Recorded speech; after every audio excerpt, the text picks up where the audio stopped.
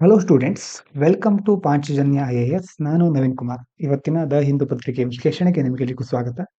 ನಾವು ನಿನ್ನೆ ಮೊನ್ನೆ ಹಾಗೂ ಇವತ್ತು 3 ದಿನಗಳ ಮುಖ್ಯ ವಿಷಯಗಳನ್ನ ನೋಡ್ಲಿಕ್ಕಿದ್ದೇವೆ. ಮೊದಲು ಶನಿವಾರದಿಂದ ಪ್ರಾರಂಭ ಮಾಡಿ ಇವತ್ತಿನ ತನಕ ಎಲ್ಲ ನೋಡೋಣ. NDA won a clear majority in Bihar Assembly, securing 202 out of 243 seats, while the opposition Mahagathbandhan managed only 35 seats. BJP became the single largest party with 89 seats and JDU secured 85 seats, helping the coalition cross the majority mark. RJD received the highest vote share, but this translated into only 25 seats, showing mismatch between vote share and seat conversion. ಏನ್ ಹೇಳ್ತಾ ಇದ್ದಾರೆ, ಬಿಹಾರ ವಿಧಾನಸಭಾ ಚುನಾವಣೆ ಫಲಿತಾಂಶ ಹೊರಗೆ ಬಿದ್ದಿದೆ.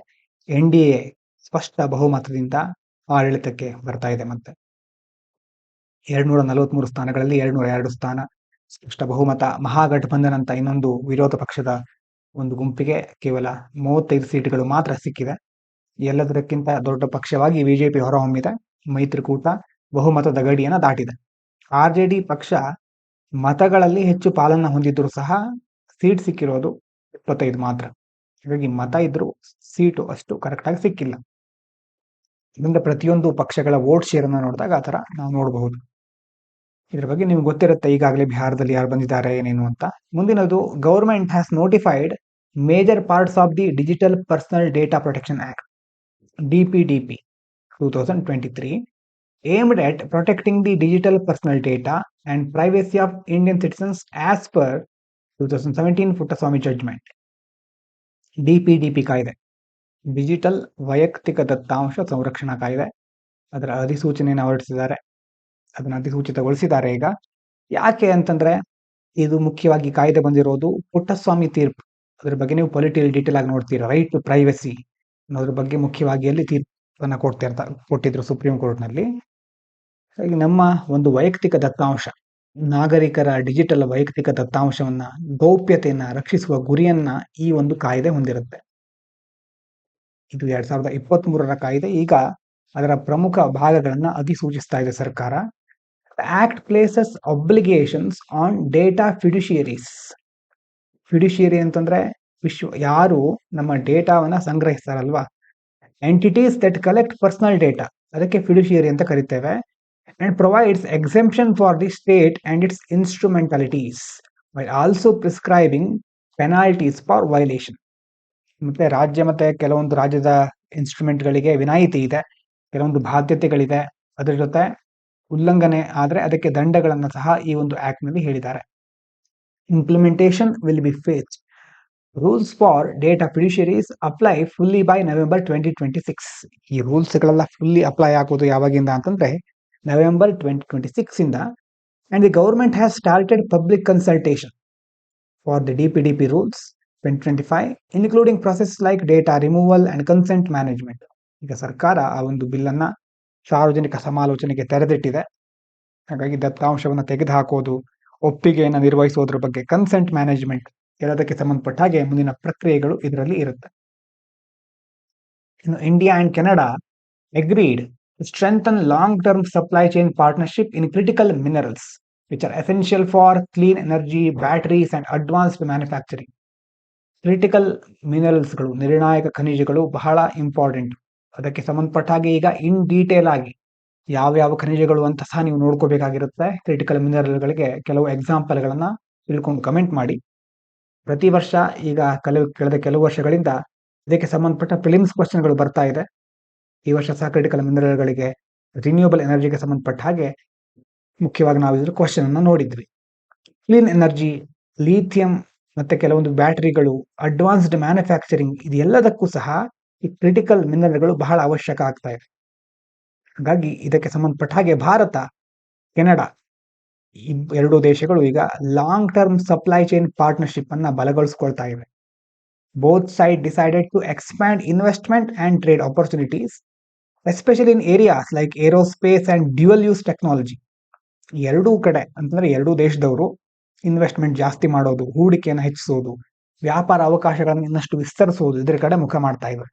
ಮತ್ತೆ ಇಲ್ಲಿ ಏರೋಸ್ಪೇಸ್ ಹಾಗೂ ಡ್ಯುಯಲ್ ಯೂಸ್ ಅಂತ ಬಂದಿದೆ ನೋಡಿ. ಡ್ಯುಯಲ್ ಯೂಸ್ ಅಂತಂದ್ರೆ ಎರಡು ಕಡೆ ಬಳಸ್ಲಿಕ್ಕೆ ಸಾಧ್ಯ ಆಗೋದು. ಎರಡು ಕಡೆ ಅಂತಂದ್ರೆ ಯಾವ್ಯಾವ ಕಡೆ? ಒಂದು ಸಿವಿಲಿಯನ್ ನಾಗರಿಕರು ಅಂತ ಹೇಳ್ತೀವಲ್ವಾ, ನಮಗೆಲ್ರಿಗೂ ಯೂಸ್ ಮಾಡ್ಲಿಕ್ಕೆ ಆಗೋದು. ಇನ್ನೊಂದು ಮಿಲಿಟರಿ. ಎರಡೂ ಒಂದು ವಿಭಾಗದಲ್ಲೂ ಸಹ ಅದನ್ನ ಯೂಸ್ ಮಾಡ್ಲಿಕ್ಕೆ ಆಗುತ್ತೆ. ಡ್ಯುಯಲ್ ಯೂಸ್ ಟೆಕ್ನಾಲಜೀಸ್ ಅಂತ ಕರೀತಾರೆ.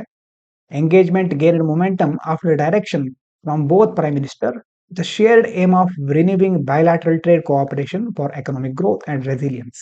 ಎರಡೂ ದೇಶದ ಪ್ರಧಾನಮಂತ್ರಿಗಳು ಒಂದು ಒಳ್ಳೆಯ ರೀತಿಯಲ್ಲಿ ಸಂಬಂಧಗಳನ್ನು ನಿರ್ವಹಿಸಿಕೊಂಡು ಹೋಗ್ತಾ ಇದ್ದಾರೆ. ಹಾಗಾಗಿ ಮುಂದಿನ ದಿನಗಳಲ್ಲಿ ರಿನ್ಯೂಯಬಲ್ ಬಯಲಾಟ್ರಲ್ ಟ್ರೇಡ್ ಕೋಆಪರೇಷನ್, ಅದರಲ್ಲೂ ಈಗ ಒಂದು ನವೀಕರಿಸಬಹುದಾದ ಸಂಪನ್ಮೂಲಗಳಿಗೆ ಸಂಬಂಧಪಟ್ಟ ಹಾಗೆ ದ್ವಿಪಕ್ಷೀಯ ಒಪ್ಪಂದ, ವ್ಯಾಪಾರ, ಎಕನಾಮಿಕ್ ಗ್ರೋತ್, ರೆಸಿಲಿಯನ್ಸ್, ಇದೆಲ್ಲದಲ್ಲೂ ಸಹ ನಾವು ಮತ್ತೆ ಕೆನಡಾ ಒಂದು ಒಳ್ಳೆಯ ರೆಸಿಲಿಯನ್ಸ್ ಅನ್ನ ಅಥವಾ ಕೋಆಪರೇಷನ್ ಅನ್ನ ಮೇಂಟೈನ್ ಮಾಡ್ತಾ ಇದ್ದೇವೆ. ಸಹಭಾಗಿತ್ವಕ್ಕೆ ಈಗ ಪುಷ್ಟಿ ಸಿಕ್ಕಿದೆ. ಇನ್ನು US approved $330 million military sale to Taiwan, including spare parts, components and support equipment for F-16, C-130 and indigenous defense fighter aircraft. China ಮತ್ತೆ ತೈವಾನ್ ಬಗ್ಗೆ ಸಹ ನೀವು ಕೇಳಿರಬಹುದು ನ್ಯೂಸ್ ಅಲ್ಲಿ. ನಾವು ಬೆಳಿಗ್ಗೆ ನ್ಯೂಸ್ ಹೈಲೈಟ್ಸ್ ಅಂತ ನಾನು UPSC ಮೈಂಡ್ ಗೇಮ್ ಚಾನಲ್ ಅಲ್ಲಿ ಒಂದು 8 ಗಂಟೆ ಅಥವಾ 8ರಿಂದ 9 ಗಂಟೆ ಅವಧಿಯಲ್ಲಿ ಅಲ್ಲಿ ಕೆಲವು ನ್ಯೂಸ್ಗಳನ್ನ ಜಸ್ಟ್ ಹೈಲೈಟ್ ತರ ಹಾಕಿರ್ತೇನೆ, 5 ನಿಮಿಷ 10 ನಿಮಿಷದ ಒಳಗಡೆ. ಅಲ್ಲೂ ಸಹ ಹೇಳಿದ್ದೆ ಇದನ್ನ. UPSC ಮೈಂಡ್ ಗೇಮ್ ಚಾನಲ್ ನ ನೀವು ನೋಡಿದ್ರೆ ಗೊತ್ತಾಗಬಹುದು. ಅಲ್ಲಿ ಈಗ ಎಕನಾಮಿಕ್ ಕ್ಲಾಸ್ ಸಹ ಸ್ಟಾರ್ಟ್ ಆಗಿದೆ. ಯಾರಿಗಾದ್ರೂ ನೋಡ್ಬೇಕು ಅಂತಿದ್ರೆ ಚೆಕ್ ಮಾಡಬಹುದು. US ನಿಂದ ತೈವಾನ್ಗೆ ಮಿಲಿಟರಿ ಉಪಕರಣಗಳು ಮಾರಾಟ ಆಗ್ತಾ ಇವೆ. ಹಾಗಾಗಿ ಕೆಲವೇ ದಿವಸಗಳಲ್ಲಿ ಮುಂದಿನ ಬದಲಾವಣೆಗಳನ್ನ ಕಾದು ನೋಡ್ಬೇಕಷ್ಟೇ. ಕೇಳಿಸ್ತಾ ಇರ್ಬೋದು ಅಂದ್ಕೊಂಡಿದ್ದೇನೆ. ಕೆಲವು ಟೆಕ್ನಿಕಲ್ ಇಶ್ಯೂ ಆಗಿತ್ತು, ಅದನ್ನ ತಾಂತ್ರಿಕ ದೋಷ ಕರೆಕ್ಟ್ ಆಗಿರ್ಬೋದು ಅಂದ್ಕೊಳ್ತೇನೆ. ಇಲ್ಲಿ ಹೇಳ್ತಾ ಇರೋದು ಏನಾಗಿತ್ತು ಅಂತಂದ್ರೆ, ಮಿಡ್ಲಲ್ಲಿ ಸ್ವಲ್ಪ ಸ್ಟಕ್ ಆಗಿತ್ತು, ಪರವಾಗಿಲ್ಲ. US ಏನ ಮಾಡ್ತಾ ಇದೆ, $330 million ಮಿಲಿಟರಿ ಸೇಲ್, ತೈವಾನಿಗೆ ಮಿಲಿಟರಿ ಉಪಕರಣಗಳನ್ನ ಮಾರಾಟ ಮಾಡ್ತಾ ಇದೆ. ಅದರಲ್ಲಿ ಸ್ಥಳೀಯ ರಕ್ಷಣಾ ಫೈಟರ್ಗಳು, ವಿಮಾನಗಳಿಗೆ ಬಿಡಿಭಾಗ ಮತ್ತೆ ಬೆಂಬಲ ಉಪಕರಣಗಳು, ಇಷ್ಟೆಲ್ಲವನ್ನ ಅಂತ ಬೇರೆ ಬೇರೆ ರೀತಿಯ ಉಪಕರಣಗಳನ್ನ ಅಲ್ಲಿಗೆ ಕಳಿಸ್ತಾ ಇದೆ. China strongly oppose the sale. One China principle ಅಂತಂದ್ರೆ ತೈವಾನು ಚೀನಾದ ಒಂದು ಭಾಗ ಅಂತ ಚೀನಾ ಹೇಳ್ತಾ ಇರುತ್ತೆ. ಇದು ಆ ಒಂದು ಪ್ರಿನ್ಸಿಪಲ್ ನ ವೈಲೇಟ್ ಆದ ಹಾಗೆ ಇದು. ಅದನ್ನ ಈಗ US ವೈಲೇಟ್ ಮಾಡ್ತಾ ಇದೆ. Calling it a violation of the one China principle, objecting to US Taiwan defence cooperation. US Taiwan defence cooperation ನ ಈಗ ಚೀನಾ ಅದನ್ನ ವಿರೋಧಿಸ್ತಾ ಇದೆ, ಅದನ್ನ ಆಕ್ಷೇಪಣೆ ಮಾಡ್ತಾ ಇದೆ. Taiwan stated the sale will strengthen its combat readiness and defence resilience amid rising tension with China and its increasing defence spending to over 3% of GDP next year. ಆದರೆ Taiwan ಪ್ರತಿಕ್ರಿಯೆ ಏನು ಕೊಟ್ಟಿದೆ ಅಂತಂದ್ರೆ, ಮಾರಾಟ ಚೀನಾದೊಂದಿಗೆ ಈಗ ಉದ್ವಿಗ್ನತೆ ಜಾಸ್ತಿ ಆಗ್ತಾ ಇದೆ. ಹಾಗಾಗಿ ತನ್ನ ಯುದ್ಧ ಸನ್ನದ್ಧತೆ, ಕಾಂಬ್ಯಾಟ್ ರೆಡಿನೆಸ್ ಮತ್ತೆ ರಕ್ಷಣಾ ಸ್ಥಿತಿಸ್ಥಾಪಕತ್ವ, ಇದೆಲ್ಲದಕ್ಕೂ ಒಂದು ಬಲ ಬರ್ತಾ ಇದೆ. ಮುಂದಿನ ವರ್ಷ GDPಯಲ್ಲಿ 3% ಅಷ್ಟು ನಾವು ರಕ್ಷಣಾ ವೆಚ್ಚ ಮಾಡ್ತೇವೆ ಅಂತ ಸಹ ಹೇಳ್ತಾ ಇದೆ. ಇದಾದ ನಂತರ long term international research project till 2028 will study the rare cooperative behavior between Indo-Pacific humpback dolphins, Sausa plumbea, and traditional features in Astamudi Lake, Kerala. ಈ ಡಾಲ್ಫಿನ್ಗಳಿಗೆ ಸಂಬಂಧಪಟ್ಟಾಗೆ ಚೆನ್ನಾಗಿ ನೋಡ್ಕೊಳ್ಳಿ. ಯಾವ ಐಸ್ ಅದಕ್ಕೆ ಸಂಬಂಧಪಟ್ಟಂತಹ ಆ UC ಏನಾಗಿರಬಹುದು, ಗ್ಯಾಜೆಟಿಕ್ ಡಾಲ್ಫಿನ್ ಎಲ್ಲ ಒಂದು ಬಹಳ ಮುಖ್ಯವಾಗಿರೋದು ಪ್ರಿಲಿಮ್ಸ್ ಅಲ್ಲಿ ಕೇಳ್ತಾರೆ. ಇಲ್ಲಿ ಸಹ ಒಂದು ಸ್ಟಡಿ ಬಂದಿದೆ. ಕೇರಳದ ಅಷ್ಟಮುಡಿ ಸರೋವರದಲ್ಲಿ ಇಂಡೋ ಪೆಸಿಫಿಕ್ ಹಂಪ್ ಬ್ಯಾಕ್ ಡಾಲ್ಫಿನ್ಗಳು ಮತ್ತೆ ಮೀನುಗಾರರು ಇರ್ತಾರೆ, ಮೊದಲಿಂದ ಮೀನುಗಾರಿಕೆ ನಡೆಸ್ತಾ ಇರ್ತಾರಲ್ವಾ, ಆ ಡಾಲ್ಫಿನ್ ಮತ್ತೆ ಮೀನುಗಾರರ ನಡುವಿನ ಒಂದು ಸಹಕಾರಿ ನಡವಳಿಕೆ, ಕೋಆಪರೇಟಿವ್ ಬಿಹೇವಿಯರ್ ಅನ್ನ ಅಧ್ಯಯನ ಮಾಡಲಿಕ್ಕೆ ಅಂತಾರಾಷ್ಟ್ರೀಯ ಸಂಶೋಧನೆಯನ್ನ ಈಗ ಕೈಗೆತ್ಕೊಂಡಿದ್ದಾರೆ. ನೋಡಿ, dolphin drive fish towards shallow waters and signal fishers. ಡಾಲ್ಫಿನ್ಗಳು ಹೇಗೆ ಈ ಫಿಶರ್ಮೆನ್ಗಳಿಗೆ, ಮೀನುಗಾರರಿಗೆ ಸಹಾಯ ಮಾಡುತ್ತೆ ಅಂತಂದ್ರೆ, ಈಗ ಡಾಲ್ಫಿನ್ ಹೋಗಿ ಆ ಫಿಶ್ ಗಳನ್ನ ಈಗ ಶಾಲೋ ವಾಟರ್ ಕಡೆ ಕಳಿಸುತ್ತೆ, ಆಳವಿಲ್ಲದ ನೀರಿನ ಕಡೆ ಓಡಿಸುತ್ತೆ. ಅದಾದ್ಮೇಲೆ ಮೀನುಗಾರರಿಗೆ ಸಂಕೇತ ನೀಡುತ್ತೆ. ನೋಡಿ ಅದರಲ್ಲಿ ಯಾವ ತರ ಒಂದು ವಿಚಿತ್ರ, ಹೇಗೆ ಸಿಗ್ನಲ್ ಕಳಿಸುತ್ತೆ ಅಂತ. ಕಾಸ್ಟ್ ನೆಟ್ಸ್ ಇನ್ಸ್ಟಂಟ್ಲಿ, ಆವಾಗ ತಕ್ಷಣ ಮೀನುಗಾರರು ಬಲೆಗೆ ಅದನ್ನ ಬೀಳ್ಸ್ಕೊಳ್ಬಹುದು. Unique example of human wildlife cooperative hunting. ಮನುಷ್ಯ ಮತ್ತೆ ವನ್ಯಜೀವಿ ಅಥವಾ ಈಗ ಇಲ್ಲಿ ಡಾಲ್ಫಿನ್, ಯಾವುದೇ ಒಂದು ವೈಲ್ಡ್ ಲೈಫ್ ಇರಬಹುದು, ಜೀವಿ ಇರಬಹುದು, ಇದರ ನಡುವೆ ಹೇಗೆ ಒಂದು ಸಹಕಾರ ಸಹ ಇರುತ್ತೆ ಅಂತ ಇದರಿಂದ ನಾವು ನೋಡಬಹುದು. ವಿಶಿಷ್ಟ ಉದಾಹರಣೆ ಅಂತ ಹೇಳಬಹುದು ಇದಕ್ಕೆ. One of the few remaining such cases in the world. ಹಾಗಾಗಿ ಬಹಳ ವಿಶಿಷ್ಟವಾದದ್ದು. ಈಗ ಪ್ರಿಲಿಮ್ಸ್ ಅಲ್ಲಿ ಯಾವ ತರ ಕೊಡ್ತಾರೆ ಅಂತಂದ್ರೆ ಡೈರೆಕ್ಟ್ ಆಗಿ ಡಾಲ್ಫಿನ್ ಅಂತ ಕೊಡೋದಿಲ್ಲ. ಈ ಸ್ಪೀಶೀಸ್ಗಳು ಫಿಶರ್ಮೆನ್ ಗಳಿಗೆ ಹೆಲ್ಪ್ ಮಾಡುತ್ತೆ, ಸಿಗ್ನಲ್ ಗಳನ್ನ ಕೊಡುತ್ತೆ ಅಂತ ಯುನಿಕ್ ಫೀಚರ್ಸ್ ಅಂತ ಕೇಳ್ತಾರೆ ಕೆಲವೊಂದ್ ಸಾರಿ. ಆವಾಗ ಸಹ ಈಗ ಸ್ಪೆಸಿಫಿಕ್ ಆಗಿ ನೆನ್ಪಿಟ್ಕೊಳ್ಬೇಕು. Indo Pacific humpback dolphins, Sousa plumbea, ಇದನ್ನ ನೆನ್ಪಿಟ್ಕೊಳ್ಬೇಕು ಕರೆಕ್ಟ್ ಆಗಿ. Study will use strictly non invasive methods. Study ಮಾಡ್ಬೇಕಾದ್ರೆ ಮತ್ತೆ ಯಾವುದೇ photos, videos, behavioural observation, interviews, ಈ ತರ ನೋಡಿ ನಾನ್ ಇನ್ವೇಸಿವ್ ಮೆಥಡ್ಗಳನ್ನು ಸಹ ಫಾಲೋ ಮಾಡ್ತಾರೆ. ಹೌದು, ಅದರಲ್ಲಿ ensuring no animals are captured or disturbed. ಇದನ್ನು ಸ್ಟಡಿ ಮಾಡಬೇಕಾದ್ರೆ ಯಾವುದೇ ಒಂದು ಯಾವ್ದು ಪ್ರಾಣಿಗಳಿಗಾಗಿರಬಹುದು ಅಥವಾ ಯಾವುದೇ ಒಂದು ವನ್ಯಜೀವಿಗಳಿಗೆ ಯಾವುದೇ ತೊಂದರೆ ಆಗೋದಿಲ್ಲ, ಕ್ಯಾಪ್ಚರ್ ಮಾಡೋದಿಲ್ಲ, ಅವರನ್ನ ಸೆರೆ ಹಿಡಿಯೋದಿಲ್ಲ, ತೊಂದರೆಗೆ ಒಳಪಡಿಸೋದಿಲ್ಲ ಅಂತ ಹೇಳ್ತಾ ಇದ್ದಾರೆ. Iran wants to use cryptocurrencies for trade with BRICS nations including India, to bypass US and UN sanctions that restrict its access to global financial system like SWIFT. ಈಗ ಇರಾನು ಮತ್ತೆ US ಎರಡರ ನಡುವಿನ ಒಂದು ಸಂಘರ್ಷದ ಬಗ್ಗೆ ಕೆಲವು ತಿಂಗಳುಗಳ ಹಿಂದೆ ನಾವು ನೋಡಿದ್ವಿ ಅಲ್ವಾ. US ಯಾವಾಗಲೂ ನಿರ್ಬಂಧಗಳನ್ನ ಹಾಕಿಡುತ್ತೆ, UN ಸಹ ಸ್ಯಾಂಕ್ಷನ್ ಆಗ್ತಾ ಇರುತ್ತೆ. ಇದನ್ನು ತಪ್ಪಿಸ್ಕೊಳ್ಳಿಕ್ಕೆ, ಈ ನಿರ್ಬಂಧಗಳನ್ನ ಬೈಪಾಸ್ ಮಾಡ್ಲಿಕ್ಕೆ ಬ್ರಿಕ್ಸ್ ರಾಷ್ಟ್ರಗಳ ಜೊತೆ ವ್ಯಾಪಾರ ಮಾಡ್ಲಿಕ್ಕೆ ಕ್ರಿಪ್ಟೋ ಕರೆನ್ಸಿ ಬಳಸ್ಬೇಕು ಅಂತ ಮುಂದಾಗ್ತಾ ಇದೆ. ಕ್ರಿಪ್ಟೋ ಕರೆನ್ಸಿ ಬಳಸ್ಕೊಂಡು ವ್ಯಾಪಾರ ಮಾಡೋಣ ಅಂತ ಇರಾನ್ ನಿರ್ಧಾರ ಮಾಡ್ತಾ ಇದೆ. ಯಾಕಂದ್ರೆ ಸ್ವಿಫ್ಟ್ ಅಂತ ಒಂದು ಜಾಗತಿಕ ಹಣಕಾಸು ವ್ಯವಸ್ಥೆ ಇದೆ, ಆದ್ರೆ ಅದಕ್ಕೆ ಈ US UN ಎಲ್ಲ ಅವರನ್ನ ಅಲೋ ಮಾಡೋದಿಲ್ಲ. Iran argues that cryptocurrencies can support dedollarisation because they are decentralised and not controlled by any single government, aligning with BRICS push to reduce dependence on the US dollar. ಹಾಗಾಗಿ dedollarisation ಅಂತ ನಾವು ಪದೇ ಪದೇ term ಕೇಳ್ತಾ ಇರ್ತೇವೆ ಅಲ್ವಾ, dollar ಮೇಲಿನ ಅವಲಂಬನೆ ಕಡಿಮೆ ಮಾಡ್ಕೊಳ್ಳೋದು. ಮತ್ತೆ ಈ ಕ್ರಿಪ್ಟೋ ಕರೆನ್ಸಿಯನ್ನು ಯೂಸ್ ಮಾಡೋದ್ರಿಂದ ಆ ತರ ಡಿ-ಡಾಲರೈಸೇಷನ್ ಆಗುತ್ತೆ. ಯಾಕಂದ್ರೆ ಇದು ವಿಕೇಂದ್ರೀಕೃತ ಆಗಿರುತ್ತೆ, ಡಿಸೆಂಟ್ರಲೈಸ್ಡ್, ಒಂದೇ ಕಡೆ ಇದರ ಕೇಂದ್ರ ಅಂತ ಇರೋದಿಲ್ಲ. ಕ್ರಿಪ್ಟೋ ಕರೆನ್ಸಿ ಬಗ್ಗೆ ಡೀಟೇಲ್ ಆಗಿ ನೀವು ಸೈನ್ಸ್ ಅಂಡ್ ಟೆಕ್ ನಲ್ಲಿ ಮತ್ತೆ ಎಕನಾಮಿಯಲ್ಲಿ ಸಹ ಕೇಳ್ತೀರಿ. ಒಂದೇ ಸರ್ಕಾರದಿಂದ ನಿಯಂತ್ರಿಸಲ್ಪಡೋದಿಲ್ಲ. US ಡಾಲರ್ ಮೇಲಿನ ಅವಲಂಬನೆ ಕಡಿಮೆ ಮಾಡಲಿಕ್ಕೆ ಬ್ರಿಕ್ಸ್ ಸಹ ಈಗ ಹೆಚ್ಚು ಒತ್ತಡವನ್ನು ತರ್ತಾ ಇದೆಯಲ್ವಾ ಅಲ್ಲಿನ ದೇಶಗಳಲ್ಲಿ, ಅದಕ್ಕೆ ಸಹ ಇದು ಹೊಂದಿಕೆ ಆಗತ್ತೆ. Despite interest, Iran's crypto regulations remain unclear. ಆದ್ರೆ ಅದರ ರೆಗ್ಯುಲೇಷನ್ ಯಾವ ತರ ನಿಯಂತ್ರಣವನ್ನ ಹೊಂದಿದ್ದಾರೆ, ಅದ್ರ ಮೇಲೆ ರೂಲ್ಸ್ ಅಂಡ್ ರೆಗ್ಯುಲೇಷನ್ ಯಾವ ತರ ಇದೆ ಅನ್ನೋದು ಇನ್ನೂ ಕ್ಲಿಯರ್ ಆಗಿಲ್ಲ. With concerns over money laundering, high risk, lack of proper legal regulatory framework for blockchain and cryptocurrency exchanges. ಅಂದ್ರೆ ಅದು ಕ್ರಿಪ್ಟೋ ಕರೆನ್ಸಿ ಅನ್ನೋದು ಅನಾನಿಮಸ್ ಆಗಿರುತ್ತೆ. ಎಷ್ಟೋ ಬೇರೆ ಬೇರೆಯ ಕ್ರಮ ಮಾರ್ಗಗಳು, ಮನಿ ಲಾಂಡ್ರಿಂಗ್ ಅಂತ ಕೆಲವು ಆಕ್ಟಿವಿಟಿಗಳು ಸಹ ಅದರಲ್ಲಿ ನಡೆಯುತ್ತೆ. ಹಾಗಾಗಿ ಅದನ್ನ ಹೇಗೆ ನಿಯಂತ್ರಿಸ್ತೀರಿ ನೀವು? ಅದಕ್ಕೋಸ್ಕರ ಒಂದು ಕಾನೂನಿನ ನಿಯಂತ್ರಣ ಬೇಕು, ಒಂದು ಚೌಕಟ್ಟು ಬೇಕು. ಕೊರತೆ ಇದೆ ಇಲ್ಲಿ. ಹಾಗಾಗಿ ಈ ಸಮಸ್ಯೆಗಳು ಇರೋದ್ರಿಂದ ಮುಂದಿನ ದಿನಗಳಲ್ಲಿ ಇರಾನ್ ಯಾವ ರೀತಿ ಇದನ್ನ ಪರಿಹರಿಸುತ್ತೆ ಅದನ್ನ ನೋಡ್ಬೇಕು.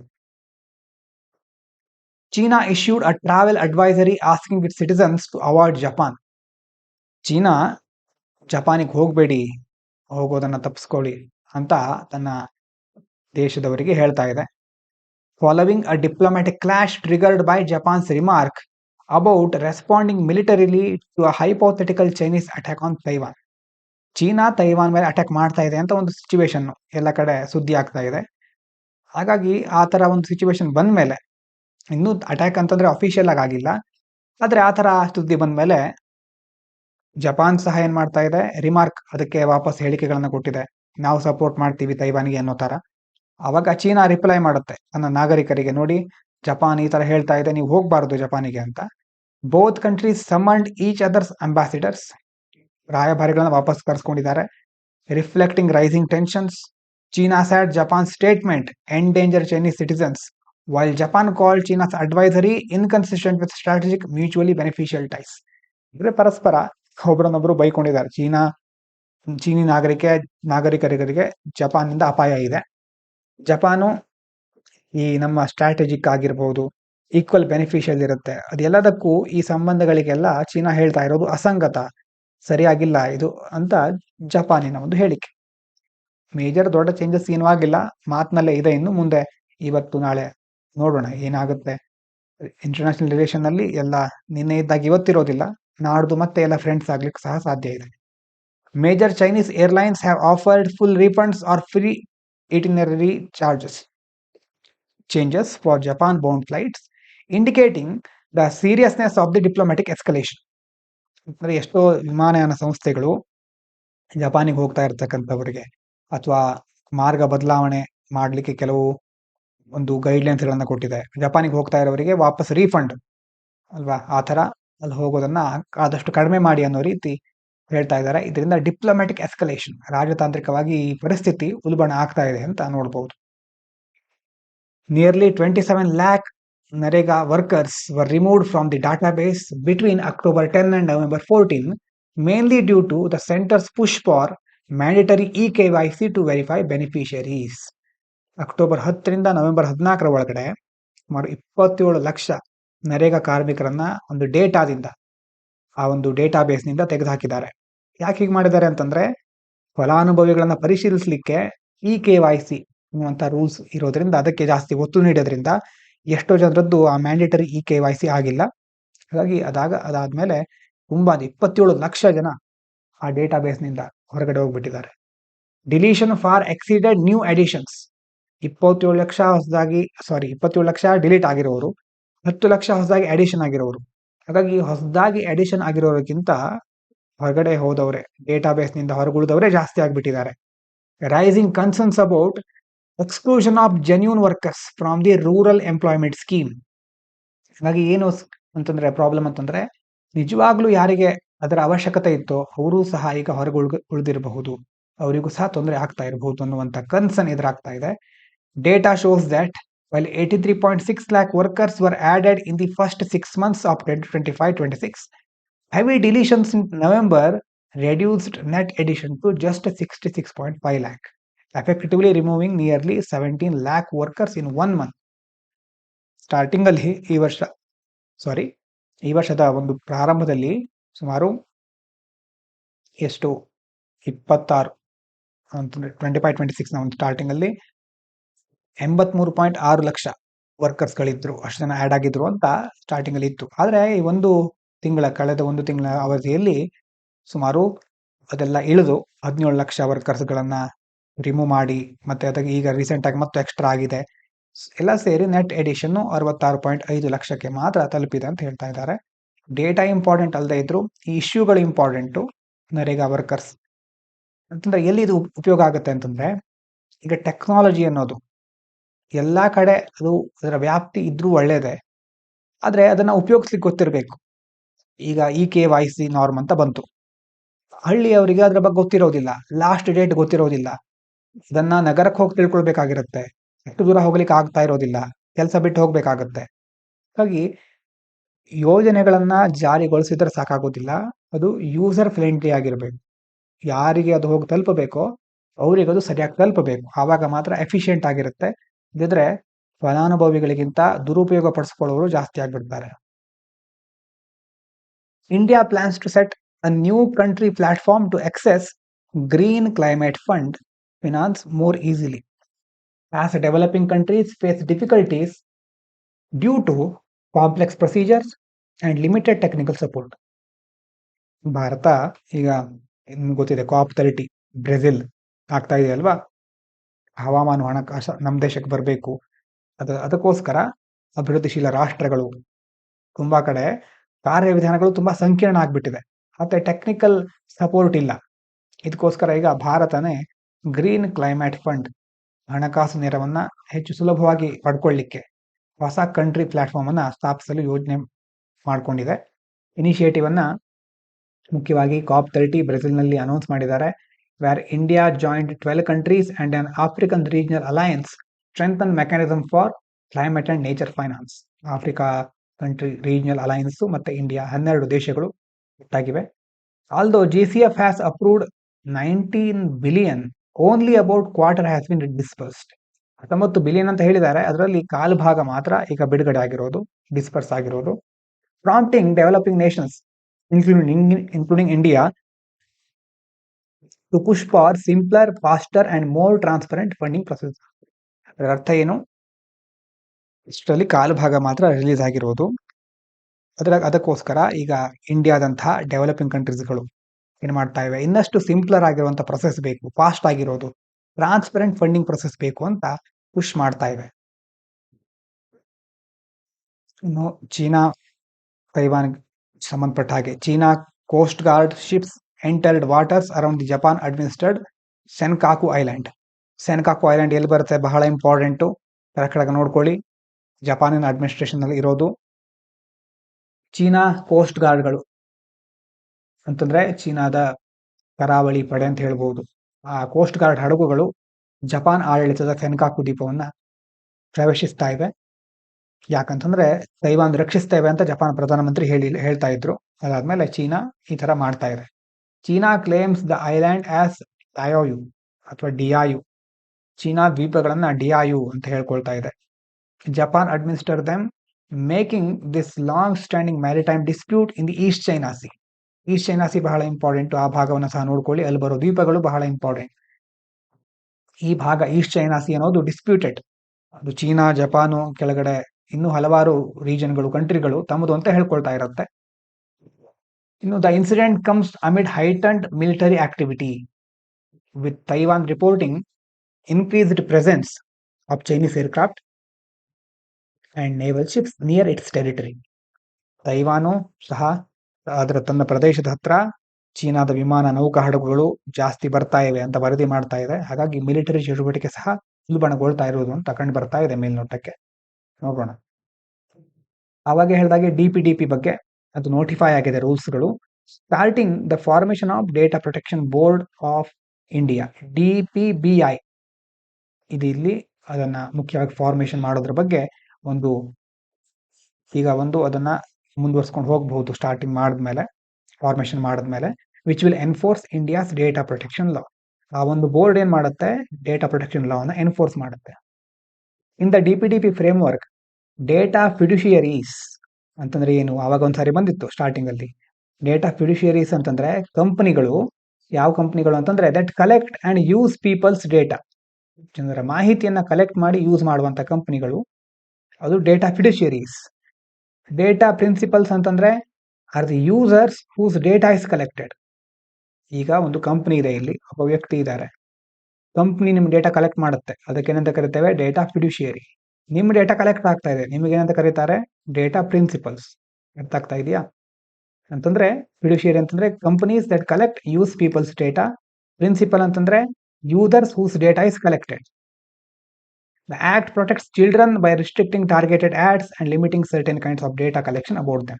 ಈ ಆಕ್ಟ್ ನಲ್ಲಿ ಚಿಲ್ಡ್ರನ್ ಗಳನ್ನ ಜಾಸ್ತಿ ಪ್ರೊಟೆಕ್ಟ್ ಮಾಡ್ಲಿಕ್ಕೆ ಮುಂದಾಗ್ತಾ ಇದ್ದಾರೆ. ಆಡ್ಸ್ ರಿಸ್ಟ್ರಿಕ್ಷನ್ ಹಾಕೋದು, ಮತ್ತೆ ಅವರ ಕೆಲವೊಂದು ಡೇಟಾಗಳನ್ನ ಕಲೆಕ್ಟ್ ಮಾಡ್ಲಿಕ್ಕೆ ಆಗೋದಿಲ್ಲ, ರಿಸ್ಟ್ರಿಕ್ಷನ್ಸ್ ಇದೆ. Act gives users rights such as informed consent, data deletion, correction. ಈ ಆಕ್ಟ್ ನ ಮೂಲಕ ಇನ್ಫಾರ್ಮ್ಡ್ ಕನ್ಸೆಂಟ್ ಅಂದ್ರೆ ನಿಮ್ಮ ಒಂದು ಒಪ್ಪಿಗೆ ತೆಗೆದುಕೊಂಡೇ ಅವರು ಮುಂದೆ ನಿಮ್ಮ ಡೇಟಾವನ್ನ ಯೂಸ್ ಮಾಡ್ಕೊಳ್ಬೇಕು, ಮತ್ತೆ ನಿಮ್ಮ ಡೇಟಾ ಡಿಲೀಟ್ ಮಾಡ್ಲಿಕ್ಕೆ ಅವರು ಮುಂದಾಗಬೇಕು. ನೀವು ಒಂದು ವೇಳೆ ಕೇಳ್ಕೊಂಡ್ರೆ ಡೇಟಾದಲ್ಲಿ ಕರೆಕ್ಷನ್ ಮಾಡೋದು, ಮತ್ತೆ ಮ್ಯಾಂಡೇಟರಿ ಬ್ರೀಚ್ ರಿಪೋರ್ಟಿಂಗ್. ಡೇಟಾ ಒಂದು ವೇಳೆ ಬ್ರೀಚ್ ಆದ್ರೆ ಮ್ಯಾಂಡೇಟರಿ ಆಗಿ ಅದನ್ನ ರಿಪೋರ್ಟ್ ಮಾಡಬೇಕು. And requires big companies appoint data protection officer. ಇದಕ್ಕೋಸ್ಕರನೇ ದೊಡ್ಡ ದೊಡ್ಡ ಕಂಪನಿಗಳು ಡೇಟಾ ಪ್ರೊಟೆಕ್ಷನ್ ಆಫೀಸರ್ಗಳನ್ನ ನೇಮಕ ಮಾಡಬೇಕು.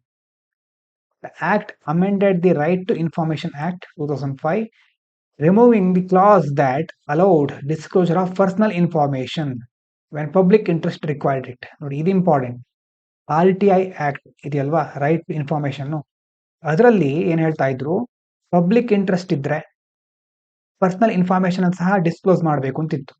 ಆದ್ರೆ ಅದನ್ನ ಈಗ ಅಮೆಂಡ್ ಮಾಡ್ತಾ ಇದ್ದಾರೆ. ಅಮೆಂಡ್ ಮಾಡಿ ಅಲ್ಲೊಂದು ಪರ್ಸನಲ್ ಇನ್ಫಾರ್ಮೇಶನ್ ಕ್ಲಾಸ್ ಅನ್ನ ರಿಮೂವ್ ಮಾಡ್ತಾ ಇದ್ದಾರೆ. ಪಬ್ಲಿಕ್ ಇಂಟ್ರೆಸ್ಟ್ ಇದ್ರೂ ಪರ್ಸನಲ್ ಇನ್ಫಾರ್ಮೇಶನ್ ಅನ್ನ ಕೊಡ್ಲಿಕ್ಕೆ ಆಗೋದಿಲ್ಲ ಅವಾಗ. So groups like Mazdoor Kisan Shakti Sangathan, MKSS ಅಂತ ಕರೀತೇವೆ, say this weakens RTI, block social audit and may help hide corruption. ಇದರಿಂದಾಗಿ RTI ವೀಕ್ ಮಾಡ್ತಾ ಇದ್ದಾರೆ. ಸೋಷಿಯಲ್ ಆಡಿಟ್ ಗಳನ್ನ, ಸಾಮಾಜಿಕ ಲೆಕ್ಕ ಪರಿಶೋಧನೆಗಳನ್ನ ಮಾಡ್ಲಿಕ್ಕೆ ಆಗೋದಿಲ್ಲ. ಹೈಡ್ ಕರಪ್ಷನ್, ಇದನ್ನ ಯೂಸ್ ಮಾಡಿಕೊಂಡು ಭ್ರಷ್ಟಾಚಾರವನ್ನ ಮರೆ ಮಾಡ್ತಾರೆ ಭ್ರಷ್ಟರು ಅಂತ ಇದರಲ್ಲಿ MKSS ಆರೋಪವನ್ನು ಮಾಡ್ತಾ ಇದೆ.